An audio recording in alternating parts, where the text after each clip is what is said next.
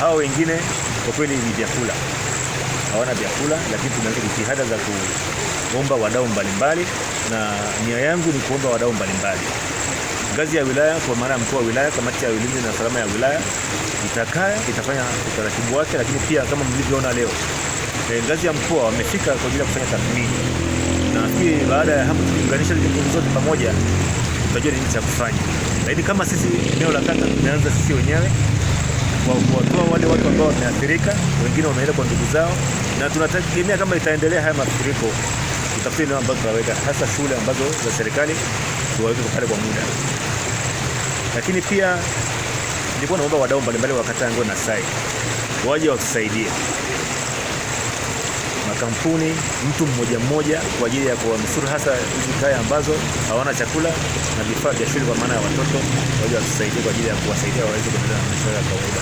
Lakini pia kama mlivyoona, nilikuwa naongea na wale watu wa kutoka ngazi ya mkoa. Haya maji inaonekana kama eneo la maji kupita ni dogo.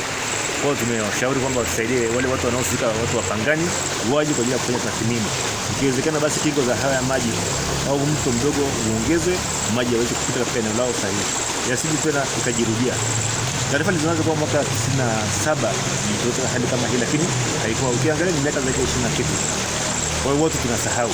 Kwa hiyo nilikuwa naomba tu wananchi wangu wa eneo la Masai, hasa eneo ambalo limeathirika, wachukue tahadhari kubwa.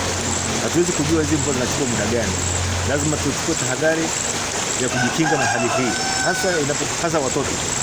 Na eneo lile pia tunakuwa na wasiwasi kwa sababu tunaweza kupata magonjwa haya ya mlipuko, vio vimejaa maji.